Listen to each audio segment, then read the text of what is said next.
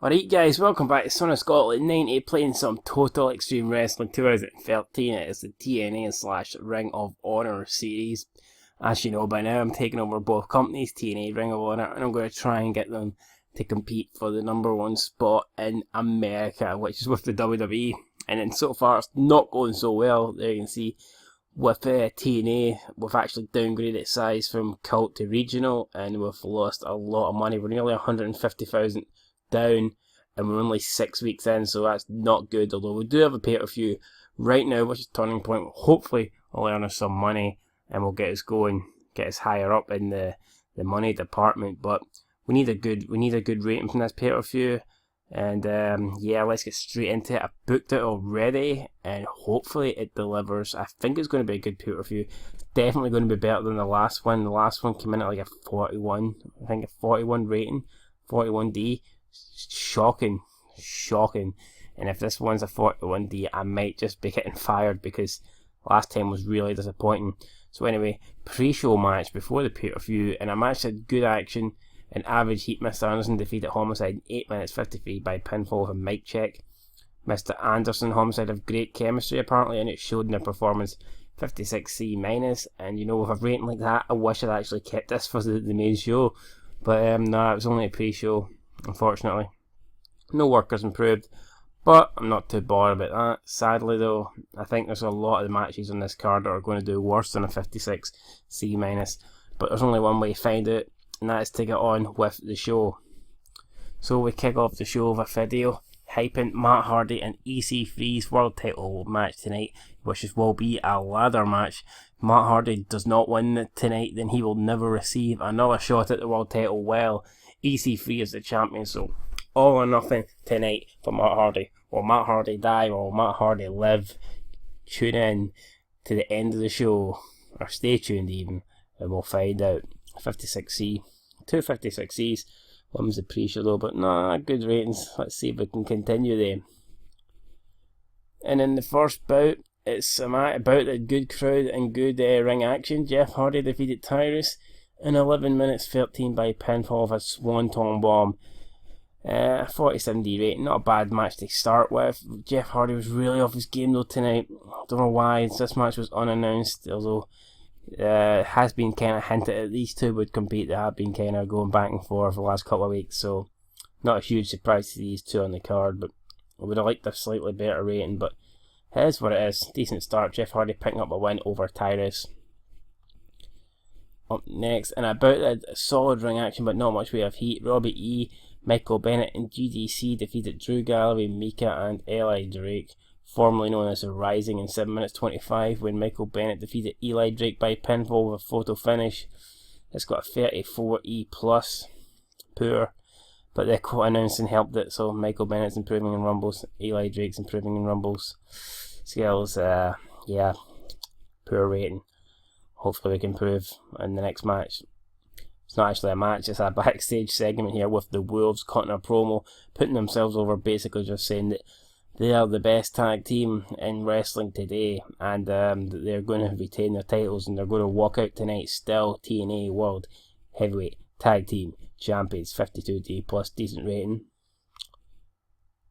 And on to the match, and about a good crowd action and good action. Beer Money Incorporate defeated the Wolves and Kurt Angle and Bram in 15 minutes 21 seconds when Bobby Roode defeated Eddie Edwards by pinfall with a drinking while infesting. Beer Money win the TNA World Tag Team titles. It's got a 55C-. I'm happy with that rating. Could have been a lot better, but could have been a lot worse. David Richards seemed off his game tonight, sadly. Bram was really off his game. James Storm, Bobby Roode, excellent chemistry. David Richards and Ed Edwards, excellent chemistry. Bobby Roode came out of the match looking good, as did Kurt Angle. The retiring Kurt Angle storyline has advanced with this segment, and the tag team title storyline has also advanced with this segment. David Richards is improving technical skills, 55C-. I'm happy with that.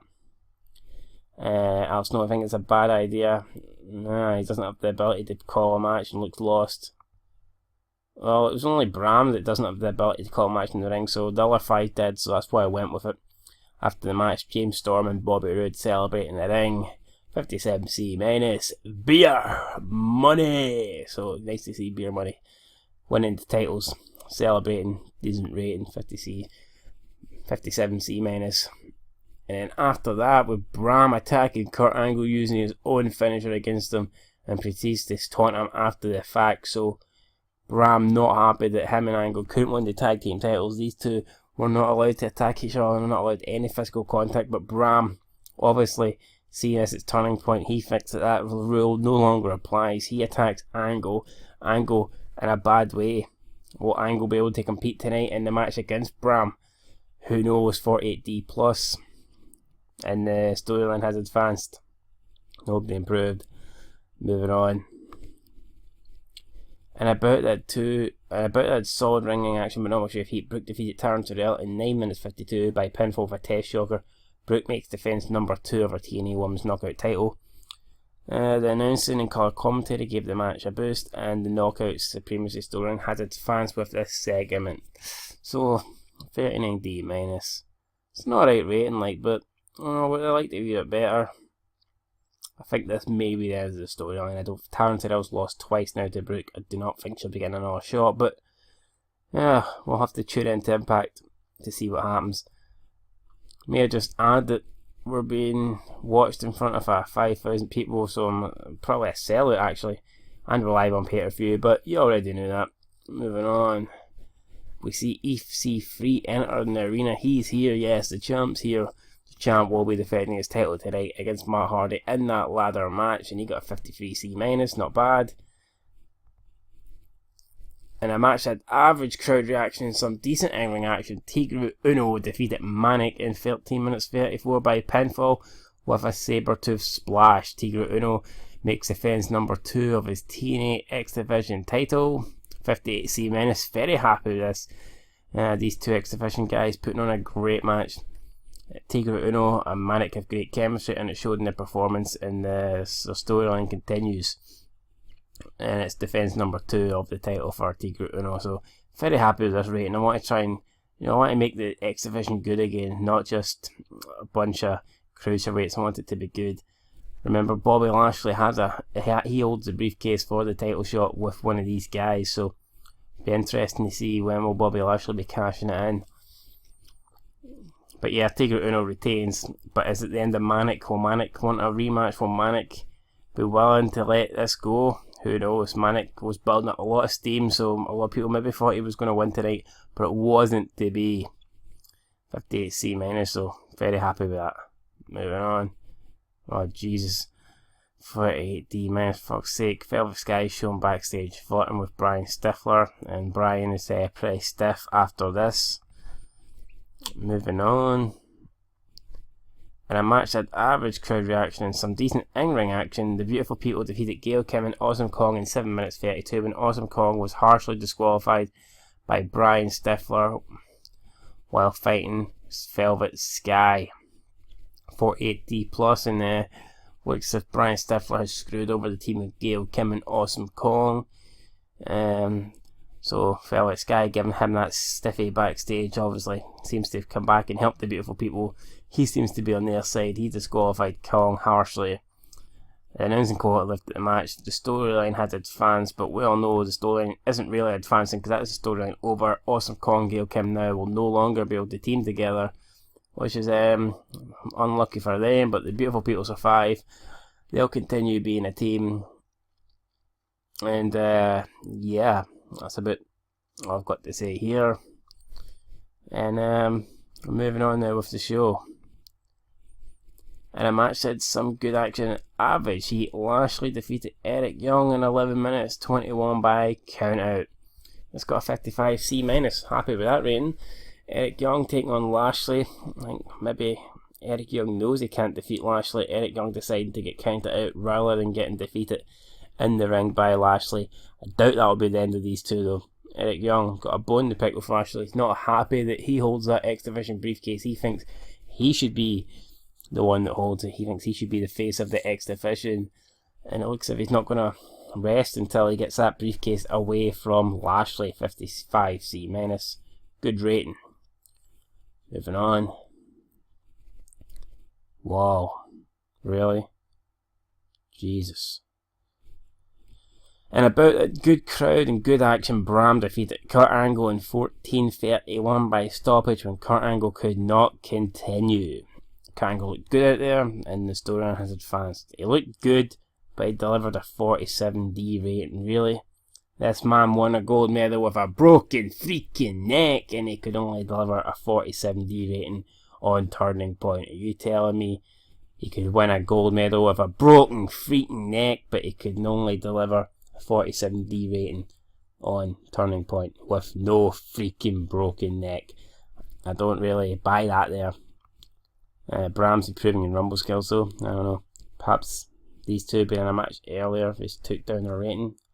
Not quite sure, but I was expecting these two to get about, high 50s and maybe even the 60s. That's disappointing, that is. But the storyline will continue as Angle has 1-1 over Bram. Bram has 1-1 over Angle. I'm pretty sure this will not be the end of it. But yeah, 47D rating is very disappointing.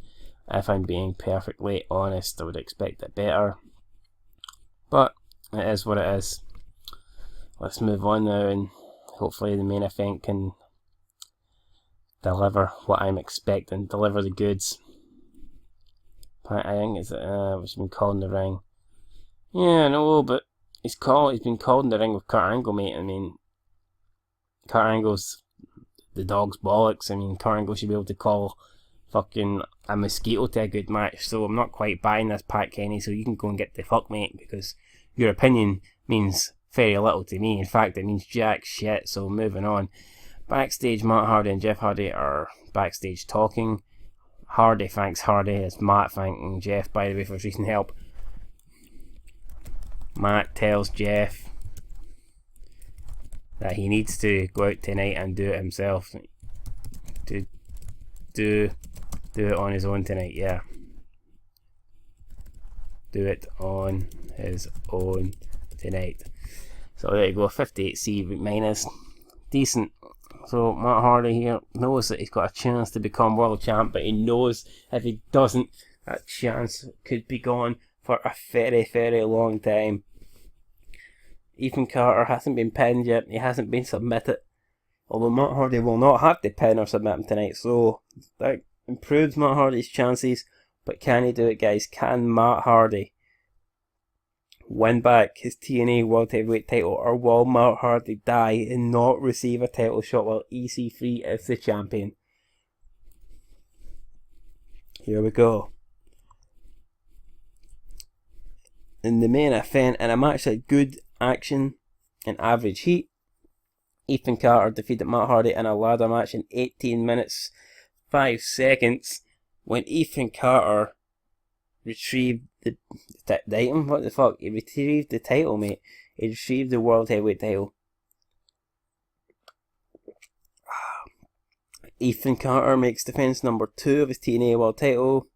And this match got a 64. See, best match of the night.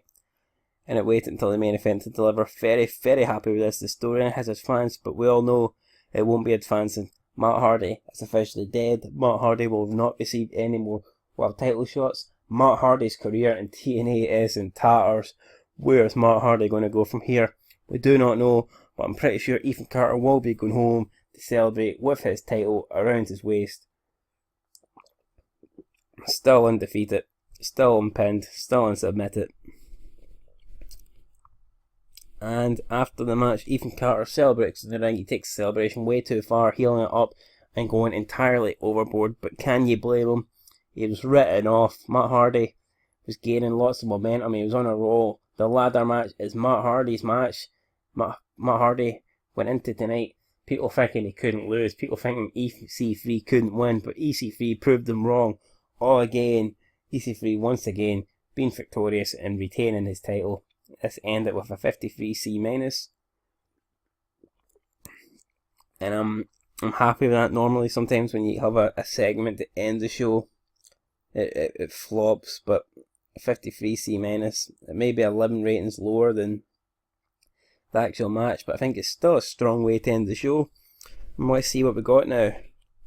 Yeah, there was some poor stuff on this pay-per-view, but there was also some really good stuff. The last pay-per-view we did, we got a 41 D. This is definitely going to be better. I think this is going to be in the 50s. I'm going to go with a 55C. I'd like more, but I've got to be realistic, guys. So here we go. We've got a 55C. Holy shit, that's very good. Fuck, I mean, I'm very happy with that. It's not our best rating. We had an Impact Wrestling that got a 60, but fucking hell, it's 18 more than our last pay-per-view. Very happy with that indeed. And yeah, it's not exactly where I want to be at the moment. I do want to get the pay-per-views into the high 60s, but 59C, mate, 55C, 59C even, I'd have well took that if he offered me it. Almost breaking into the 60s, but I'm sure we can do that next time. So I need to go make some speeches here, tell the boys that I'm proud, and I am very proud.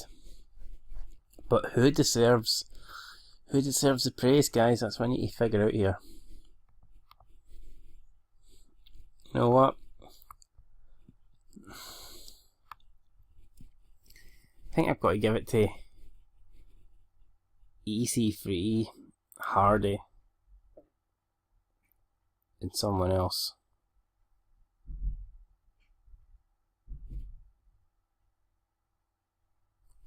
EC3, Hardy, I think, and how about TEW? He did win the TNA, he retained his title. I think I'll give it to him. Yeah, I think that's who I'm going to give it to, actually. So here we go.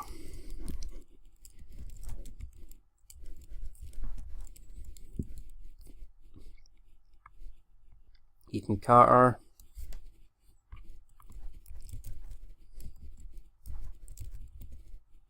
Where the fuck's Matt Hardy? Matt Hardy. And TEW. Jesus, he typed this in, it doesn't even come up. Why? Why the fuck? So let's see. Praised for. We'll just compliment him because it wasn't an amazing thing, but you know, he did alright, so.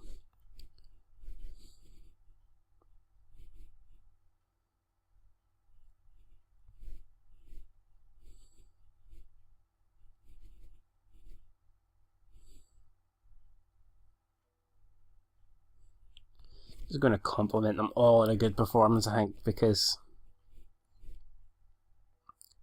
their matches were good, but they weren't exactly great. Should have prayed. I don't know. I don't know. Nah, I think good performances is just enough, so here we go. There's the last ones I done, so let's go. Let's see what we get. Ethan Carter, EC3 seemed pleased, Matt Hardy seemed pleased, and TEW seemed pleased. Everyone's pleased, I'm pleased, we're all pleased. So after the pay-per-view, some news around the world. You can see TNA have an expansion in mind apparently. Popular Promotion have recently grown to even greater proportions, and it's heavily rumoured that they are set to splash out and bring in new talent. Might be true. But also you can see this feedback has been excellent. The show went down really well, which is good. But what's this? Pay-per-view problems for TNA? Oh man, Dish Network is under threat if their performances don't improve rapidly. Losing the deal would mark a huge blow. Oh my god, TNA warned from DirecTV. TNA pay-per-view main event. Oh my god, in demand. Bell TV. Nippon Television. Holy fuck. Jesus Christ, man. That is not good.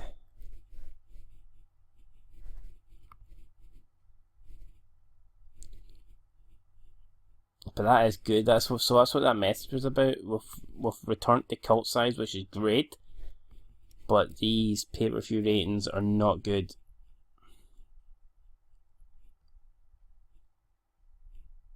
Oh my god, we're going to have to do something about these pay-per-view ratings. Let's see what they were actually. Let's see. Oh, how do you find out what they got?